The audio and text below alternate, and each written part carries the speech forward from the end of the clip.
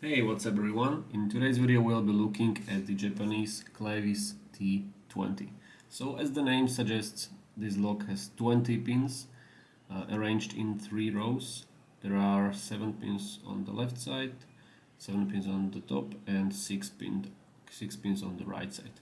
Unfortunately, I'm not able to get this lock because there are 2 ways to do it, and one involves drilling these 3 hardened steel pins, which I'm unable to do as I do not have the tools, or you can get it traditionally, but these screws seem to be thread locked and I already stripped 2 of them, so there's no way for me unfortunately to show you the internals, so I will just talk about them a little. So as per usual, let me start with showing you the key. So we have our bitting. The side bitting is kinda concealed. There are some fake cuts, so it's not really easy to read it. And there's the top bitting, which is straightforward. You can see it right here. We have some X lifts in positions 1, 4, and 6. I would like especially to uh, tell you about a very problematic section that is located over here. So there is a max lift on pin 6, and next to it on the left side there is like a min lift in here and another min lift on the other side. So it was really difficult for me to reach this particular pin, especially from the bottom, because you know there were these 2 pins sticking out from the sides and I would overset them if I try to force something in there, so I had to come up with something different. So in terms of pins, we have a mixture of mushroom spools and standard pins, as is kinda usual in these high pin count locks. But there is one thing that is different and interesting and kinda can throw you off if you don't know about it, and that is that this lock uses standard drivers on max lifts. So usually standards are only put in where there are min lifts, because obviously the spools would not engage on min lifts. That makes sense. But max lifts, they don't really use standards there in Japanese high pin count locks, but this one does. So if you don't know about it, it can be kind of confusing, especially if you are used to picking these kind of locks. So I think that's one thing that's worth mentioning. Other than that, it's your standard mushrooms, and the key pins, especially the ones that are under min lifts, have some nice pulling on them, so they can give you a false sense of counter rotation if you're trying to overset it.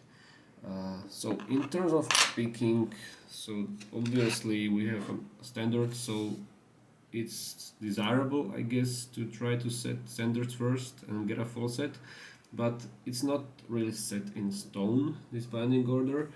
I was able to force some spools before I got a full set, so I did that, but this lock oversets very easily. Most of these I-pink unlocks do, but this one I felt like there's a lot of oversetting, and you will see me dropping tension multiple times in order to get my full set back. So that was kind of tricky. And yeah, so to tension it, I was using these 2 pry bars that kind of fit in there, and I got a snug fit. So yeah, it does not fit now, but it fits, trust me. Yeah, like this. For the side pins I used some plex, so in this case it was these 2 guys, multi-pick number 4 and 5, so that was convenient. And I also used one of these to set most of the top pins, but the one that I showed you, number 6, was very difficult for me. And usually another possibility how to set top pins is using a very small flag, usually the multi-pick number 10 or 11.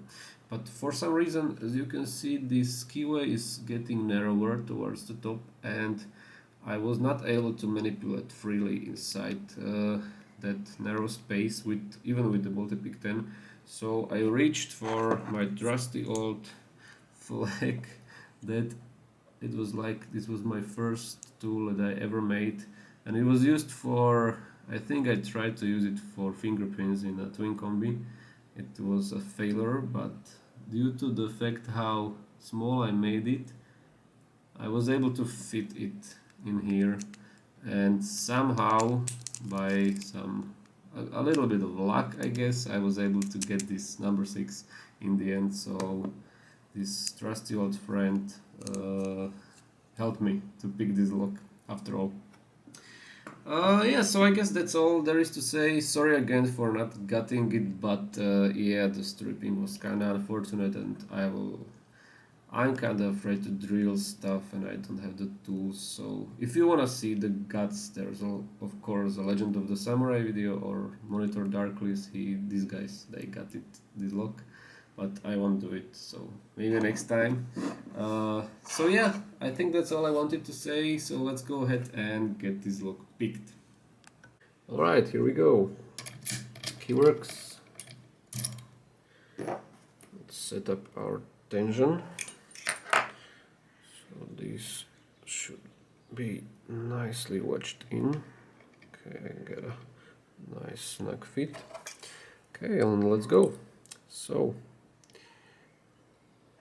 click on the one on the right, two on the left, and one on the left. Now there's a standard in 7 on the left. Okay, good click there.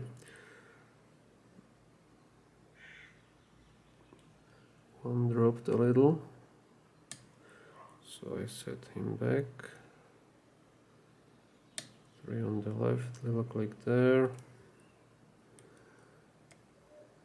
I think 3 on the right is bending, so I'm just going to set him right away. Come on.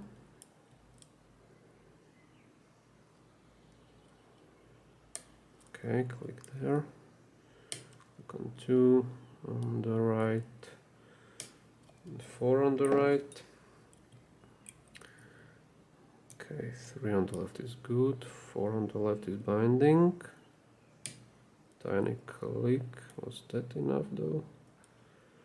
Yeah, I think it has some jiggle now. 5 is good. I'll click on 6. I think 3 dropped.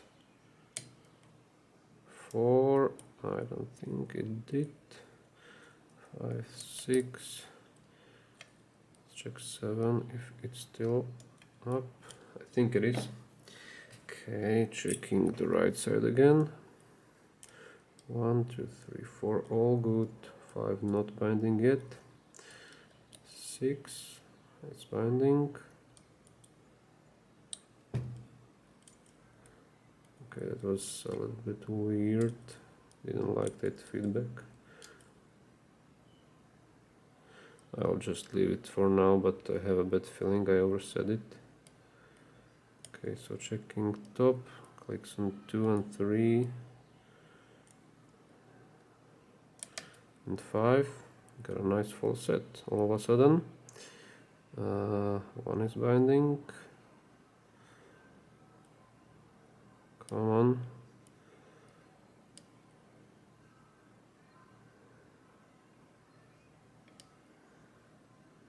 Come on, babe.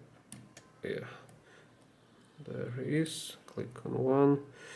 2 should be good. 3. 3 is binding, I think.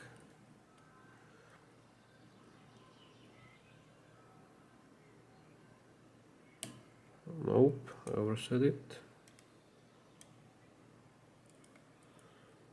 Can I recover? Should be able to, but despite dropping some pins, I did not get my full set back. So hopefully I can do it somehow. Let's see what we dropped. Maybe something on the sides. not 3, not 4, 5 is a 0,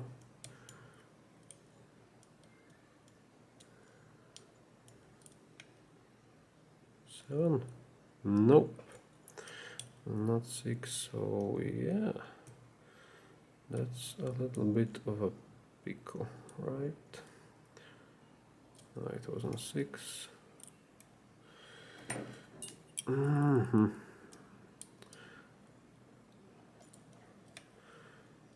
I'm just trying to find what caused the loss of false set. Okay, it was just a click out of 5, but did not expect that one to give my false set back.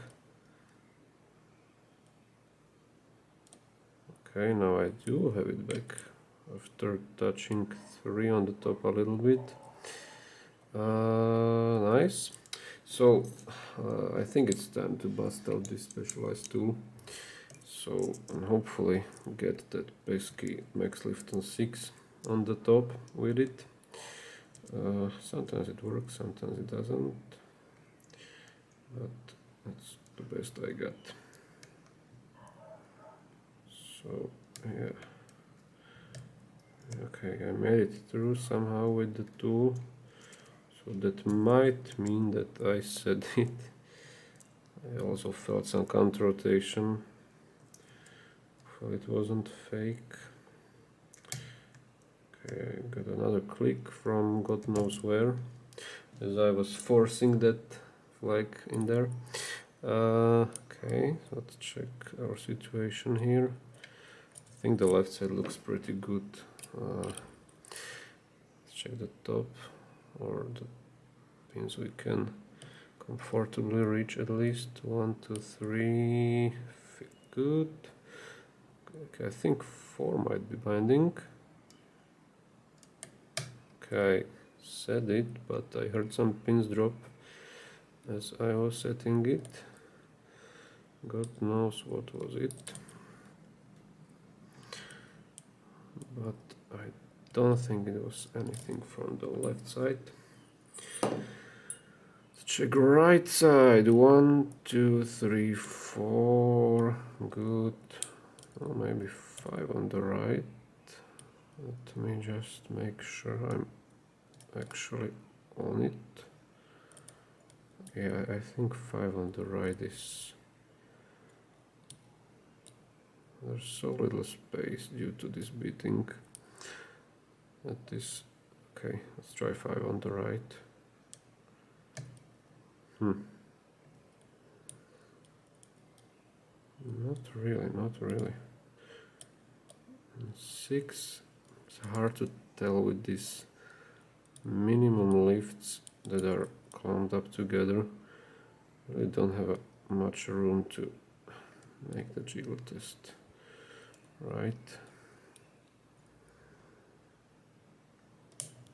Okay, maybe I overset 6 now. Let's recover, please. Okay, got a little bit of false set back. Yeah, this is always how the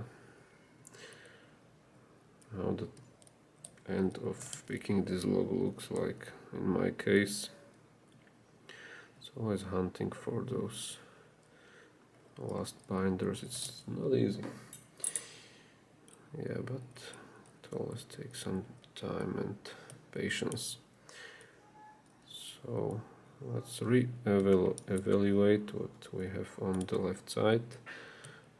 3 is good, 4 is good, 5 is good, 6 I think is good.